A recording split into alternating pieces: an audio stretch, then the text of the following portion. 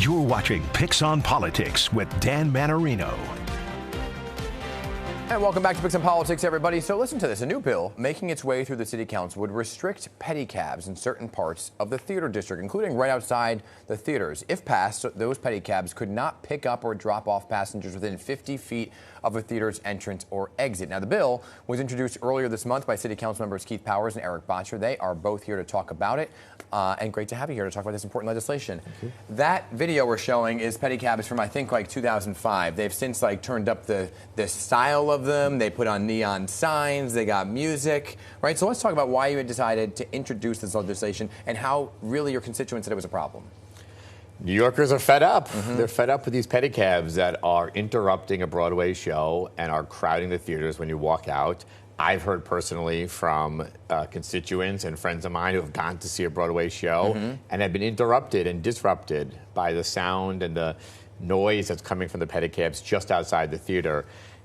I'm a real New Yorker. I don't take pedicabs. I don't know many New Yorkers who do, but they do go to Broadway. And when they walk out of the theater or when they're in the theater, they are sick and tired of hearing that noise blasting. Yeah, I mean, I used to live, in full disclosure, on 49th and 9th, and there was right by the theater on 8th Avenue, and they line the streets with their music blasting. So you're kind of creating these restriction zones, right, Councilman Bottcher? What does that look like, and where do they go?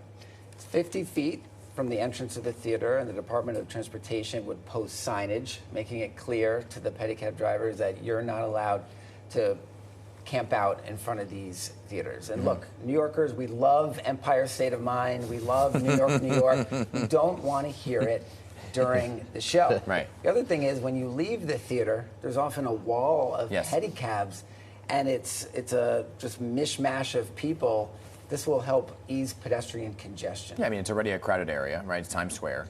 And so now you add in the fact that people are leaving the theater mass numbers at the same time and they can't get around. What if the pedicabs, though, just said, hey, we won't play the music. We'll get rid of it. Look, I think there's still an issue of the congestion outside the theater, and we want to really make sure our Broadway theaters can be successful. We're seeing changes in tourism right now. We want to make sure people are welcome into the city. It is a key part of Manhattan, a key part of our city, so we still want to make sure there's an area when you walk out that is decongested. Okay. But a really good start to that would be turn the music down. Okay, so they move it to this restricted zone, and they still have the music. Is the music illegal? They're not supposed to be blasting the music. Okay. And that's been a long-standing issue, and the PD has been doing more enforcement, but it's a continuing problem, the disregard of the rules. Is this to push them out of the theater district or kind of push them out altogether? This is just to push them away from the Broadway theaters where they're being disruptive. I think we would like to see them better manage the way they're handling noise across the city. Who manages them? There's regulations on them right now in the city, and there are city agencies like the Consumer Affairs agency that has to oversee their pricing and other things. But noise is really a product of, it could be the NYPD or other agencies. But on the music issue, what agency would enforce it? And also this zone, who would enforce it? It is enforced today. It should be enforced today by the NYPD, the noise. Gotcha. On the zones outside, we're going to work with them, but I would imagine DOT or NYPD in connection with each other. And by the way, we hear from some pedicab drivers who want to do the right thing, and they're complaining about some of the irresponsible actors. I've had pedicab drivers come to my office saying that we're playing by the rules, we're doing the right thing. It's these other knuckleheads who are ruining it for everybody. Knuckleheads always makes me laugh. Sorry, I want to move on to the budget right now. This is an important conversation here. The mayor has called this the best budget ever, right? But ultimately, the city council needs to pass the budget. So how did you look at it? How did you receive it? Did you look at it and say, okay, this is the best budget ever?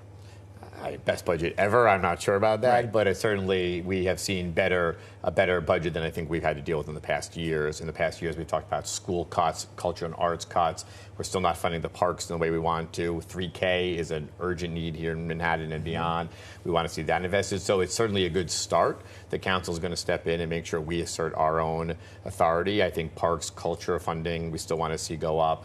I want to see way more 3K programs throughout Manhattan and beyond. I've been talking about a 2K program that we could be doing here in the city. So I think the big priorities and needs of the city are still not being met, and we have to continue to do it. But I think it's a better start than normal. Okay, but a lot of the people would say, Councilman Bottcher, that these were cuts that the mayor implemented, and he is looking like the hero to bring them back. Yeah, I mean, that dynamic is true. And look, we're fortunate that we've had the tax revenue and the economy has allowed us to not have to make cuts and to restore some of the cuts that the mayor made previously. But we also have to be cautious because there are more federal cuts coming. And we haven't seen the last of the federal cuts. We probably haven't even seen most of the federal cuts. So we have to be wise about how we're going into these future budget cycles as well. So negotiations, have they begun? They're ongoing. So we're going into our executive budget hearings now, where we're going to now grill them on the executive part of the budget. Was there enough put aside? You mentioned the budget cuts. Was there enough put aside in a reserve to deal with potential cuts coming from the federal administration? I think we'd like to see as a council more.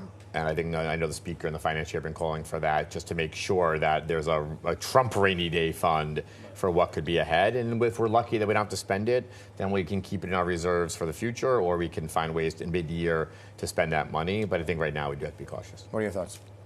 We do. The city has an ongoing rainy day fund, and what the purpose of that is mostly to consider catastrophic mid-year shortfalls in revenue. If something really terrible would happen between budget cycles and we would see a sudden loss in revenue, how do we keep city services going? That's something that we should continue to grow and fortify. But also, like Councilmember Powers said, we have to fund these critical programs in so many different areas that are in need of more funding as well. One of them is about the daycare enrollment, and this was kind of new, right? First Deputy Mayor Randy Mastro saying the vouchers are on hold because of the state budget. And so when you look at that, what can you tell us about how this impacts the city budget and folks who really rely on these vouchers? Look, I mean, the state budget is everything, and we're just getting it done. They're just voting and getting it done now. So all the funding that comes down, including daycare, including our education budget, including healthcare budgets, are all dictated by what the spending is at the state level. So now that we're actually heading into the executive budget, we'll be able to look at what they did and expand them. There are other cuts that I'm worried about, or other changes I'm worried about. The housing voucher increases that the mayor's proposing, I think, would deeply hurt low-income families here in New York. We've been fighting at the council to expand the ability for families to use those vouchers. So to ask them to now pay more, I think would be harmful. So this doesn't sound like it's a done deal. June 30th is the budget deadline. You think you'll meet it? We have to meet it by law, and I don't know if... Well, the state had to meet their budget by law, too. It's much more strict on the city side, and I don't know the last time that it's probably the 90s, perhaps, that we haven't made it. So I believe we will make it, and the council, we are really good negotiators, and we almost always get most of what we want, and that's what's going to happen this year. Oh.